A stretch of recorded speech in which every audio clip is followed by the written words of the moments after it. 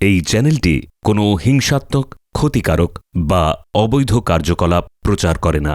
এই চ্যানেলের সমস্ত তথ্য শুধুমাত্র শিক্ষামূলক উদ্দেশ্যে পরিবেশিত।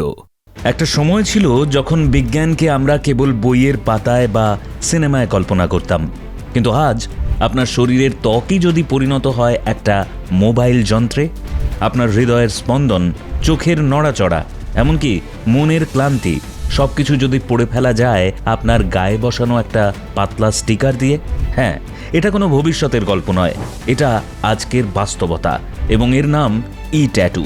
আমরা প্রত্যেকেই জানি ট্যাটু মানে চামড়ার গায়ে আঁকা নকশা, কিন্তু ই ট্যাটু মানে?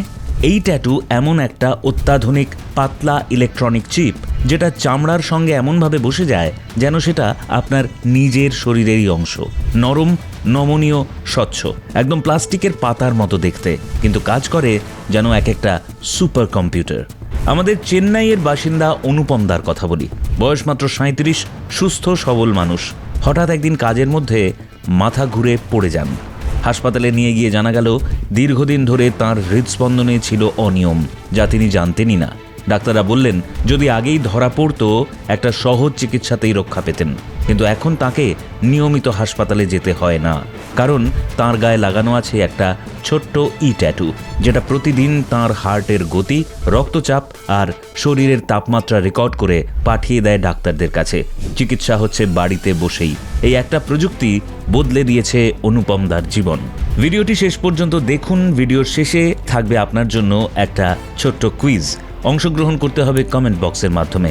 আর এই ভিডিওটি ভালো লাগলে লাইক করবেন এবং সাবস্ক্রাইব করবেন আমাদের চ্যানেল সমৃদ্ধ বাংলা, আর বেল আইকন প্রেস করতে ভুলবেন না, যাতে আমাদের পরবর্তী ভিডিওগুলো আপনার কাছে পৌঁছে যায় সবার আগে।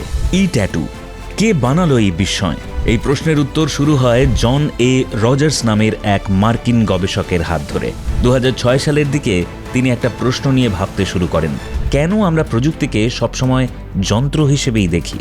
কেন প্রযুক্তি মানুষের শরীরের মতোই নমনীয়, স্পর্শযোগ্য আর অনুভূতি সম্পন্ন হতে পারবে না?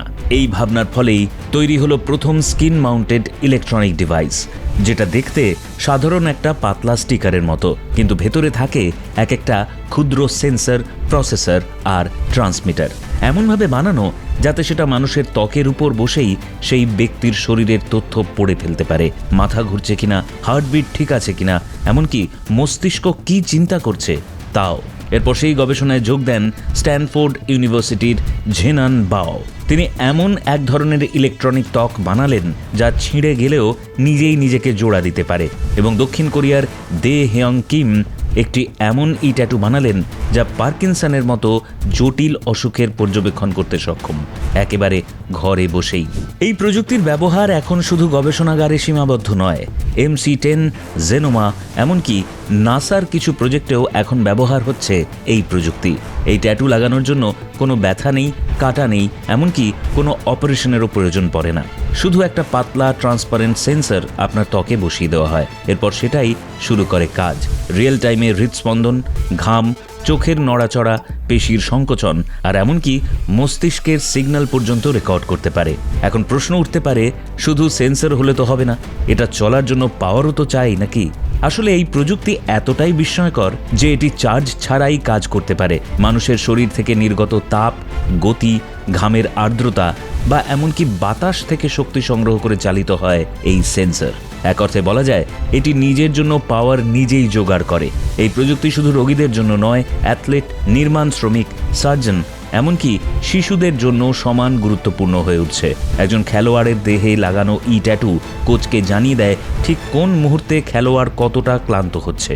একজন ICU রোগীর ত্বকে বসানো ই ট্যাটু নার্সকে জানায় কখন রক্তচাপ বেড়েছে, কখন হৃদস্পন্দন কমেছে। একজন অফিসে বসা কর্মীর মনোযোগ যখন কমে যায়, সেই মুহূর্তে কম্পিউটার নিজেই আপনাকে বলে একটু বিশ্রাম নিন। এমনকি কিছু নতুন গবেষণায় দেখা গেছে এই ই ট্যাটু এখন মস্তিষ্কের সিগন্যাল ধরে বুঝতে পারছে আপনি স্ট্রেসে আছেন কিনা, এমনকি চিন্তা করছেন কি তাও ভবিষ্যতে হয়তো পড়তে পারবে। কিন্তু বাস্তব জীবনে এর প্রয়োগ কিভাবে হচ্ছে? ভারতের মধ্যপ্রদেশের এক সরকারি হাই স্কুলের শিক্ষক মুকেশ সিং ডায়াবেটিসে আক্রান্ত, কিন্তু দৌড়ঝাঁপ করে স্কুলে ক্লাস নিতে গিয়ে প্রায় শরীর খারাপ করতেন। একদিন এক NGO তাঁর শরীরে ফ্রি ই ট্যাটু বসানোর সুযোগ দেয়। আজ তাঁর গ্লুকোজ লেভেল মোবাইলে ট্র্যাক হয়। স্কুলে বসেই তিনি অ্যালার্ট পান কবে ওষুধ খেতে হবে বা কবে খাবার মিস হয়েছে। আর এক গল্প কলকাতার পার্ক সার্কাসের নার্স সাদিয়া খাতুনের। করোনাকালে যখন পিপিই পরা অবস্থায় রোগীদের রক্তচাপ, অক্সিজেন স্যাচুরেশন মাপতে কষ্ট হতো, তখন তার নিজের হাতে লাগানো ট্যাটু রিয়েল টাইমে সেই ডেটা ট্রান্সফার করত আইসিইউ কম্পিউটারে। সে বলেছিল, এই প্রযুক্তি আমার কাজ অনেক সহজ করে দিয়েছিল আর রোগীর জীবন বাঁচাতে সাহায্য করেছিল। কিন্তু এখানেই গল্প শেষ নয়।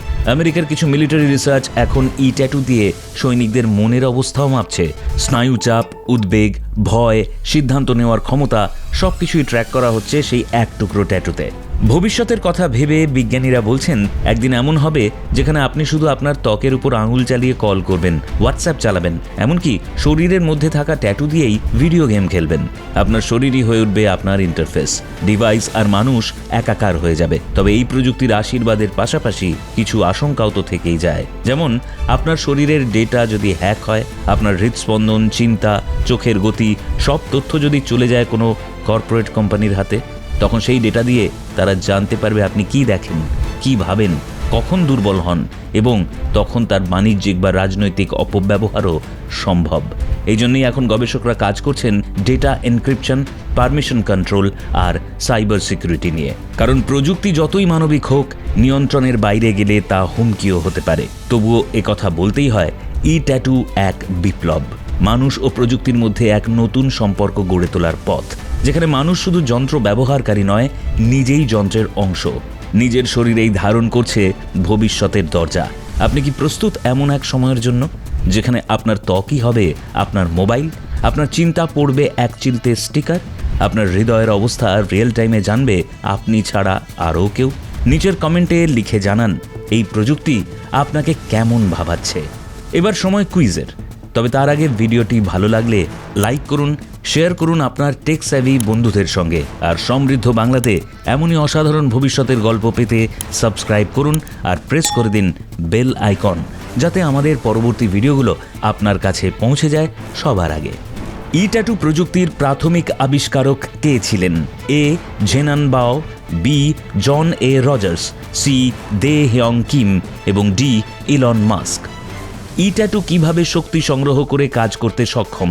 এ সোলার প্যানেল থেকে, বি ব্যাটারি পরিবর্তনের মাধ্যমে, সি শরীরের তাপ, গতি ও ঘামের আর্দ্রতা থেকে এবং ডি মোবাইল চার্জার দিয়ে। নিম্নলিখিত কোন কাজে ট্যাটুর ব্যবহার উল্লেখ করা হয়েছে? এ রোগ নির্ণয় ও রক্তচাপ পর্যবেক্ষণ, বি খাদ্য রান্না করা, সি মোবাইল রিচার্জ করা এবং ডি ছবি আঁকা। ট্যাটু প্রযুক্তির ভবিষ্যৎ ঝুঁকির মধ্যে কোনটি উল্লেখযোগ্য?